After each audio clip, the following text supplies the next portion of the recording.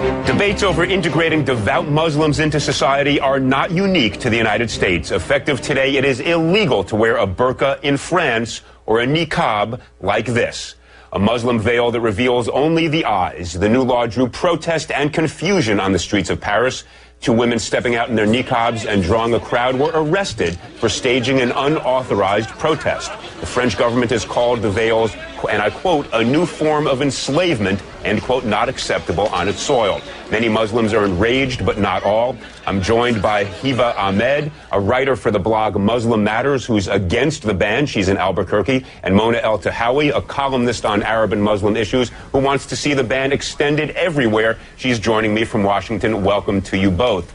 Let me begin, if I might, by quoting President Sarkozy of France in his justification for the law. It's kind of a remarkable statement. He says, and I quote, this is the President of France, "The burqa is not a religious symbol. It's a sign of enslavement, of debaseness. I want to say this solemnly. The burqa will not be welcome on the territory of the French Republic.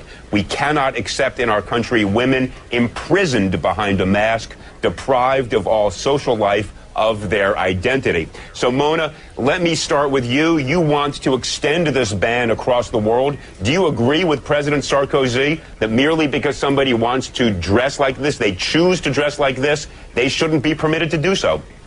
You know, Elliot, I detest Nicolas Sarkozy. I consider him right-wing and racist, but I also detest the niqab and I detest the face veil. And I say this as a Muslim woman. I think it represents an ideology that does not believe in Muslim women's rights to do anything but choose to cover her face. And I find that I believe that the niqab dangerously equates piety with the disappearance of women. And so I support banning it everywhere because it's not in the Quran. It's not an obligation for a Muslim woman to cover her face. And my talk with you now, with you seeing my face, is going to be very different than if I was sitting here with my face covered. I believe the human face is central to communication. Okay, Mona, the only thing I would observe, and I want to give Hiba a chance to jump in, of course, but I heard you use the singular personal pronoun I many times, that I have no doubt you believe that, but why should your beliefs ban other people from wearing what they want to wear? That's what I don't get. Hiba, explain to me why you think the ban is a bad idea.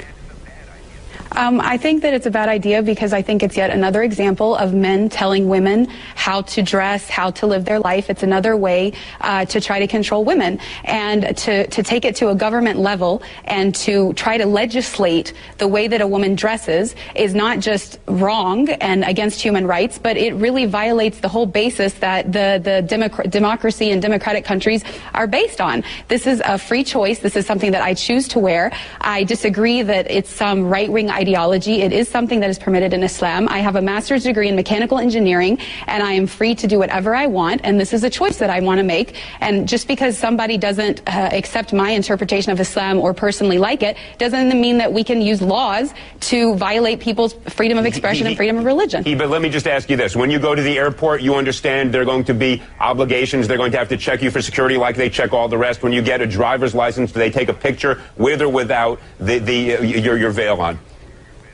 Absolutely. I want everyone to know that as a Muslim woman, as a Muslim in America, I am just as concerned about safety and security as everybody else, and I have no problem whatsoever accommodating any security issues that come about when I enter a bank, when I go to the airport, when I go to the DMV. I show my face, and actually in Islam, we are required to show our identity when we're in a court system giving testimony. This is absolutely something that is essential for the security and identification of people, but that doesn't mean that I should be banned completely from what I choose to do. Okay, Mona, let me jump in here. There are lots of types of dress that I look at and I don't like them. I think they're degrading. I think they're oppressive. Lots of things I see teenagers wearing that, I'm now viewed as old-fashioned by a lot of, my kids perhaps. I don't go around saying we should pass a law banning it. Isn't that fundamentally violative of the First Amendment? What possible reason can there be legally to say to somebody, you can't dress the way you want to dress?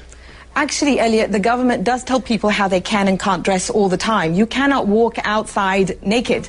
There are many states here in the U.S. where 3 or more people cannot be together in public with wearing a face mask. So the government actually does legislate over our wardrobe, but everybody conveniently forgets that. I would like to ask Hiba, once I'm done talking, if she works, because we've been on media shows together where we've been on opposite ends of this argument.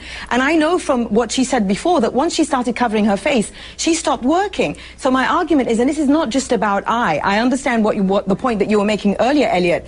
Feminist groups, many women's rights groups have made the point that what the niqab does in a society, especially for Muslim women, is that it creates a spectrum where that is the pinnacle of piety and that is the good Muslim woman. And so of course it affects me. In France, where this ban is going in effect, Muslim women's rights groups there support it because they find that Muslim women who live in the French housing projects have been put under tremendous pressure by the Muslim right wing to give into the niqab. And when they speak out, they are told, it's basically they become these political pawns. Yeah, that's why I said I oppose Sarkozy, but I oppose this on women, because what choice do women have besides covering their face? This ideology doesn't recognize Muslim women's rights. Mona, I just have to push you on one thing here. There are certain prohibitions on the way people dress, or you mentioned nudity, that don't dress, that are in fact imposed upon us by law, but none of them that I'm aware of relates to a specific religion and says if you are a devout member of a religion, you cannot dress in a way that is you are obligated to practice your religion, your choice of faith. Can you think of any example like that? Because I can think of 1,000 other laws, if this were upheld, that suddenly we would limit all sorts of things that people do for their religious beliefs because we don't agree with it. Wouldn't that be a very dangerous thing to do? See, this is, I think, where these right-wing interpretations of religion get a free pass, because everybody says, well, it's my religious obligation. It's my religious right to do this. Let's look really at what we're talking about here. We're talking about the disappearance of women justified in the name of them becoming closer to God. So the closer you want to become to God, the less of you, the more you disappear. But this Mona, is not I don't by feel the that majority I of have Muslim disappeared at all. Well, one at a time. I disagree. Guys, one at a time. Hiba, excuse me, jump in. Tell us, has anybody forced you to do this? Is this something you're doing of your own free will? Nobody has forced me to do this, and I really have to disagree with the statistics that Mona is trying to put forth, because studies have shown that there are only 2,000 women in France that wear the niqab. The majority of them are converts who converted to Islam and are voluntarily choosing to do it. This is my choice. Nobody can force me to take it off. I would not take it off even if you paid me to do it. And the fact of the matter is that I have never met a single Muslim woman in all of my travels around the world that is being forced to wear it. I understand Mona does not like it and does not want to wear it personally, but she keeps talking about her own feelings about it, and she wants to use the law to support it. If she wants a diversity in Islamic belief, then she has to accept my version just like she wants me to accept hers. Mona, let me ask you this question. Do you have any evidence to support your statement that women are forced to wear this? And let me ask you this. If women are being forced to do something they don't want to do, there is recourse other than banning this entire mode of dress that is chosen, as we just heard from Hiba, by people who do choose to wear it of their own free will. Well, you know, I lived in Saudi Arabia. Hiba says that she's traveled the world and she's never met a woman who's been forced to wear it. I lived in Saudi Arabia where millions of women are forced to cover their face. But now that the argument will be, well, that's in Saudi Arabia, not in France. What choice does a woman have when she's told she will burn in hell if she doesn't cover every inch of her body? What kind of a choice is that? So, of course, these women who convert to this ideology... I've never heard anybody say that. The women who convert to this ideology, who are then told that this is how to be a good Muslim woman, to be close to God, to avoid hellfire, is there really a choice in that? And I believe when you have a law like this... You know, I told you, I detest Sarkozy. I consider him racist. But I will not sacrifice Muslim women's rights in order to uphold the Muslim right wing, which I believe is misogynist. With a law like that, a woman can tell her husband or any male relative who is forcing her to dress like this, the law says I don't have to dress like this. Mona, let's not deal with Saudi Arabia. Different customs, different laws. We have a First Amendment. No, I was talking about France. I was talking about France. Wait, hold on one second. In the United States, we have a First Amendment that gives people the right to practice religion as they wish. Do you not think that a law that in the United States that would ban this form of dress would violate the First Amendment permission to practice religion as each individual sees fit? Well, this comes back to religion again. Everything is allowed just because someone says it's their religious belief. You know what I think? No, Mona, you're going to jump in. Hold 1 second. It's banned or permitted until there is some compelling state interest on the other side, but it's got to be an overwhelming interest. What is the overwhelming interest that would justify us in banning a type of dress that people choose as a result of their religion? Well, all the reasons I just gave you, but I will repeat. I believe that this is genuinely harmful to Muslim women because it creates this pinnacle of piety in which a Muslim woman is told, this is the closest you can get to God, and she's disappeared. I'm no longer here. You don't even know who I am. The face is central to communication. And not just that, it objectifies women. The pinnacle of objectification. Look, I agree with much of what you're saying, but not as a matter of law. Hiba, you know, you get the last word. You haven't gotten a fair time on this one. Give it best 15 seconds you've got.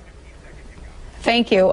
Basically, I want people to know that when I choose to cover this way, it's because I am fighting against a systematic oppression against women in which women's bodies are being sexualized and objectified. This is a different perspective and a different form of empowerment in which I think when I'm in public, my sexuality is in my control and people have to deal with my brain and who I really am and not judge me by my body. And if we want to really talk about the oppressive situation of women, let's talk about all of the eating disorders, all of the plastic surgery, all of the unhealthy diets that are being done, all in the name of having the perfect body. To me, this is liberating and this is empowering. Mona keeps saying, I believe, I believe, I believe. Well, we don't make laws based on what Mona believes or what anybody believes. All right, guys, it's based on whether or not. This is clearly not an issue we're going to resolve in the next 10 seconds. I want to thank you both, Hiba Ahmed and Mona Eltahawy. Clearly a passionate and important debate.